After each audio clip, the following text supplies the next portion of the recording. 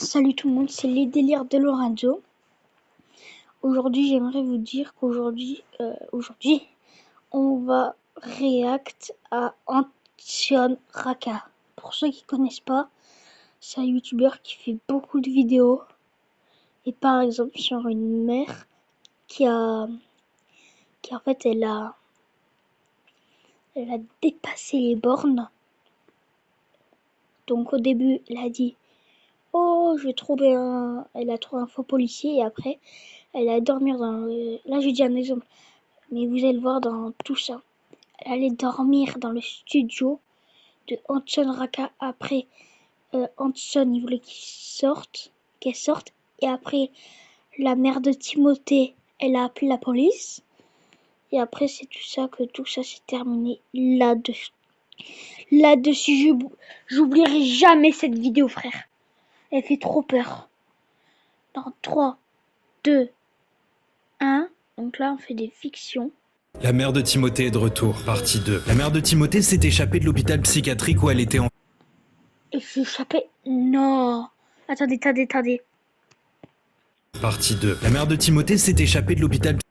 Elle s'est échappée de l'hôpital psychiatrique. Mais déjà, pourquoi elle était dans l'hôpital psychiatrique? La mère de Timothée est de retour. Il y a quelques jours, j'ai reçu un appel de l'hôpital psychiatrique où se trouve la mère de Timothée. Et ils m'ont dit de venir le plus vite possible. Et une fois arrivé là-bas, ils m'ont annoncé quelque chose de grave. Je vous ai demandé de venir parce que une de nos patientes s'est échappée de l'hôpital et c'est Marcel, la mère de Timothée. Ils ont prévenu la police qui est à sa recherche, mais vu qu'elle était complètement obsédée par moi il y a quelques temps, ils ont peur qu'elle essaye de me retrouver pour me faire du mal. Faut qu'on arrive à la retrouver.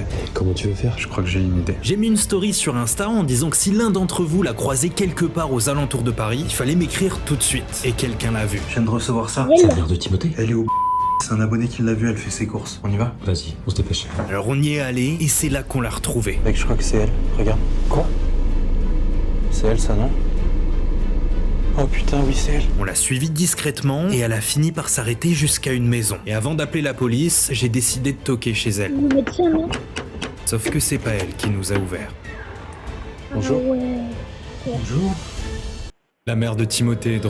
La mère de Timothée est de retour. Il y a quelques jours, j'ai reçu un appel de l'hôpital psychiatrique où se trouve la mère... La mère de Timothée est de retour, partie 2. La mère de Timothée s'est échappée de l'hôpital... La mère de Timothée est de retour. Il y a quelques jours, j'ai reçu un appel...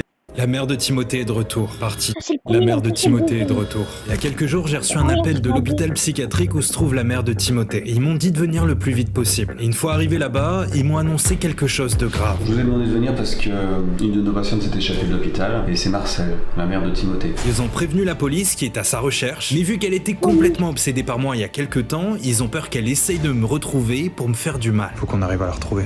Comment tu veux faire? Je crois que j'ai une idée. J'ai mis une story sur Insta en disant que si l'un d'entre vous l'a croisé quelque part aux alentours de Paris, il fallait m'écrire tout de suite. Et quelqu'un l'a vu. Je viens de recevoir ça. C'est la mère de Timothée? Elle est au c'est un abonné qui l'a vu, elle fait ses courses. On y va? Vas-y, on se dépêche. Alors on y est allé et c'est là qu'on l'a retrouvée. Mec, je crois que c'est elle. Regarde. Quoi? C'est elle, ça, non? Oh putain, oui, c'est elle. On l'a suivie discrètement et elle a fini par s'arrêter jusqu'à une maison. Et avant d'appeler la police, j'ai décidé de toquer chez elle.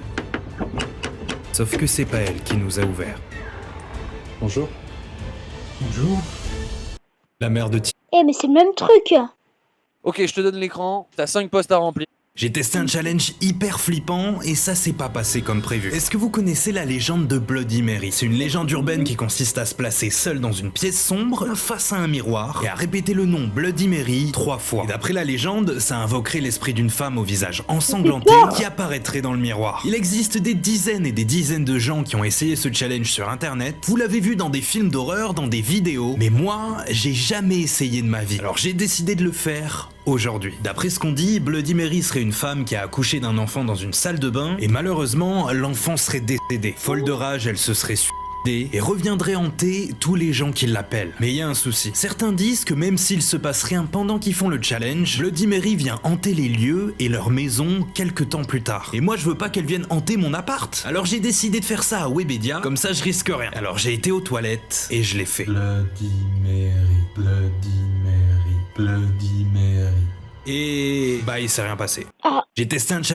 Est-ce que tu savais que dans le dessin animé Hercule, Hadès dit Relax, c'est seulement la mi-temps. à 46 minutes et 31 secondes exactement, ce qui est pile poil la moitié du film qui dure 1h33 en VO.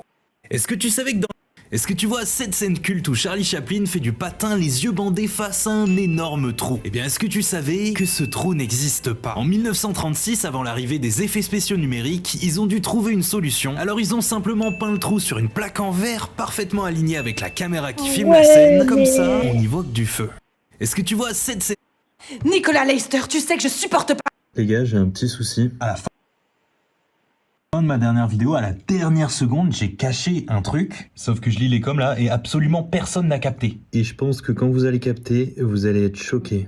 Les gars, j'ai un petit souci. Est-ce que tu savais que cette photo est 100% réelle et qui s'est retrouvé dans cet état-là à cause d'un médicament? Lui, c'est Eben Byers, un Américain qui a fait une mauvaise chute pendant qu'il dormait dans un train et qui s'est blessé à l'épaule dans les années 20. Les jours passent et sa douleur ne disparaît pas. Alors il décide d'aller voir un médecin, mais cette décision va lui coûter la vie. Son médecin lui prescrit un médicament révolutionnaire pour l'époque, le Radita. Eben Byers se met donc à le consommer et très vite, il n'a plus aucune douleur à l'épaule. Et en plus, il a maintenant une énergie incroyable et il se sent en super forme. Le problème, c'est que petit à petit, il devient complètement accro à ce médicament. Et il se met à en prendre encore et encore. Jusqu'au jour où, en se regardant dans la glace, il remarque que ses dents se mettent à tomber. Il décide alors de retourner voir un médecin et là, il découvre quelque chose d'horrible que je te raconte dans ma dernière vidéo longue. J'ai goûté les saveurs de chips Bretz les plus étranges et je vous donne mon top 10. Et là, c'est la dernière. On fera une partie 2, bien sûr.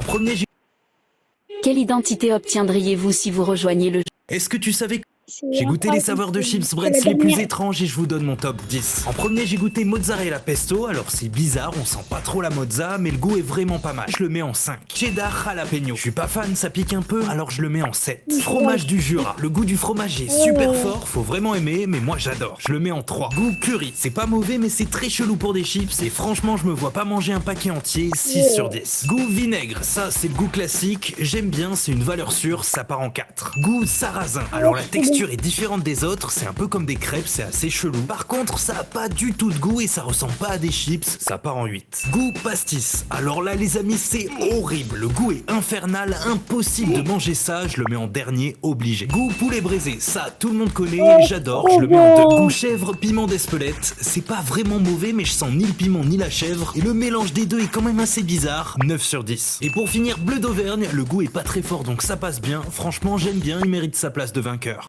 J'ai goûté les saveurs de chips. C'était bien en vrai, donc n'hésitez pas à vous abonner à Hanson Raka, à mettre un like comme il le dit dans toute vidéo. Et moi aussi, n'hésitez pas à mettre la cloche des notifications, à vous abonner à ma chaîne YouTube et à mettre le pouce bleu. Nous, on se dit à bientôt pour une prochaine vidéo. C'était les délires de Lorenzo. Bye tout le monde!